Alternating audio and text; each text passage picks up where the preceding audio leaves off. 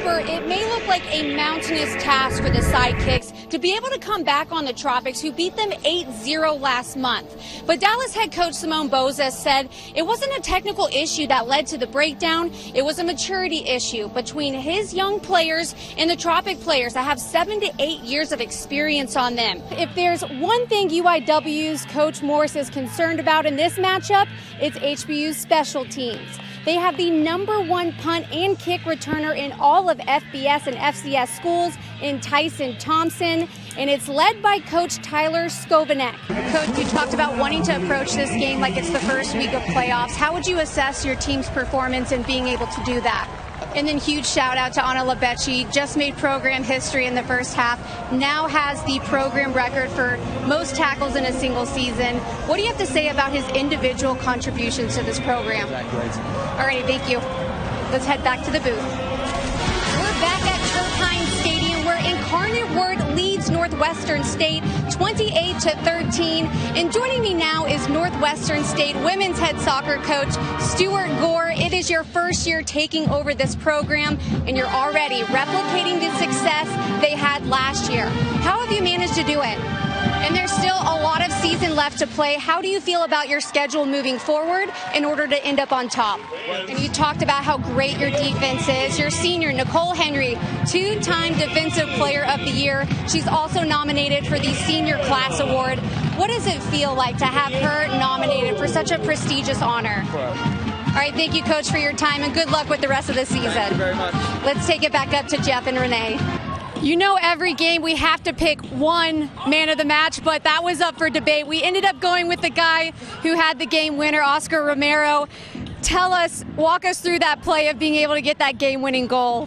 Yeah, for sure. In the last. It was a fantastic goal, a fantastic win, but we couldn't have had a game winner unless we had someone to tie it up for us. We have Luis Morales. Just walk us through again your play and your impact for this team in today's game. Send it down to Laura Sadler, who has our sideline report. Speaking of Cameron Brown, I got him right here. You guys find yourself trailing after that first half of position. You quite frankly haven't been in a while with your win streak. As a veteran, what do you tell your guys in the locker room to bounce back? Yeah, no, I mean, in the comments, they have 4 goals from 4 different players, obviously have a lot of versatility in their offense. What do you guys need to do to try to limit their opportunities? yeah. All right, thank you, Cameron. Good luck in the second half. Thank you. We'll take it back to you guys. It's homecoming week here in San Antonio, and the Cardinals are super excited to welcome back Cole Wick. It's the first Cardinal to ever make the 53-man roster in the NFL. What does it mean for you to be back here watching your former teammates? Exactly. There's a lot of these players that want to be just like you, make the NFL. What advice do you have for them? All right. Well, thank you for taking the time to talk to us, and congratulations on a phenomenal career. The field and get an update from Laura Sadler on the Demons' leading rusher, Scooter Adams. I had a chance to speak with the head athletic trainer for Northwestern State. He did tell me that Scooter will be out the rest of the game. He would not get specific on the injury, just said it was a lower body injury. It did happen the beginning of the third quarter while he was being tackled. They will reevaluate how he's doing on Monday. Let's go down to the field and Laura. Injuries have not been kind to HBU, and they held their breath there for a second when one of their leading tacklers, Brennan Young, went down in the first quarter. Trainers didn't seem too concerned, as they told me he just tweaked his ankle. They did wrap both just to be safe, and as you can see, he's good to go to finish the game. We're back at Husky Stadium, where Incarnate Word has the 35-7 lead on the Huskies. And we have another competition going on the sidelines outside of what's happening between the lines. HBU offensive line coach Jared Castor is going up against his former coach, Eric Morris. While Morris was the offensive coordinator at Texas Tech, Castor was the center and captain for the Red Raiders. Then he spent 2 years as Morris's grad assistant. Morris described Castor as an overachiever with great discipline and leadership qualities. Castor actually gives Morris credit for all those attributes. The HBU coach said he learned great work ethic from Morris and how to motivate players to properly approach the game. 7. Let's go down to Laura Sadler. I talked earlier about UIW's Coach Morris keeping his eyes on HBU special teams, but he's had his eyes on Huskies' Tyson Thompson for a while now. Morris told us that he heavily recruited Thompson in hopes that he'd help them defensively, but when it came between HBU and UIW, Thompson became a Husky to stay on the offensive side of things.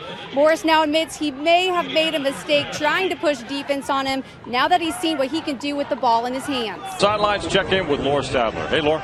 I spoke with HBU coach Vic Sheely at halftime about his Huskies. He said they have to do a better job protecting the football. His defense, he said, is playing hard, but not getting much of a break to try to match up as best as they can against this Cardinals offense. Sheely mentioned this second half is going to define the team for the future. Are they going to keep fighting or give up? And in dramatic fashion, we saw Cameron Ward beat his own record, the most touchdowns scored in a single season, now at 25. What do you have to say about his individual efforts? All right, thank you, Coach. Good luck. David Shea, back to you. All right, thank you, Laura. We are back at Benson Stadium in San Antonio, UIW holding a 28-7 lead on HBU. We're going to switch gears. We're here with UIW head baseball coach Ryan Schatzberger. You're only in your third year with this program, and you have tried to build a program in a very interesting time with COVID. What has that been like? I'm here with Steve Bergamy and Garrett Williams. Both are on the board of directors for the Forever First Foundation here at Incarnate Word, and they actually presented a $17,000 check for the Cardinal football program. I want to start with you because you were actually on the team in the inaugural season. Talk about the strides you've seen this program make in such a short period of time. Oh my God. And Garrett, you also were a part of the program from 2011 to 13. Tell us the events that we can look forward to help support the Cardinal program. Well, you guys are obviously doing an incredible job, and good luck boosting this program in the future. Yeah, thank you very much. All right, back to you, David and Shay. All right. Eric, you guys have officially been crowned the Southland Conference champions. Tell us what makes this group so special to be able to pull it off. And now we look ahead into the playoffs. What is this team capable of doing in the future?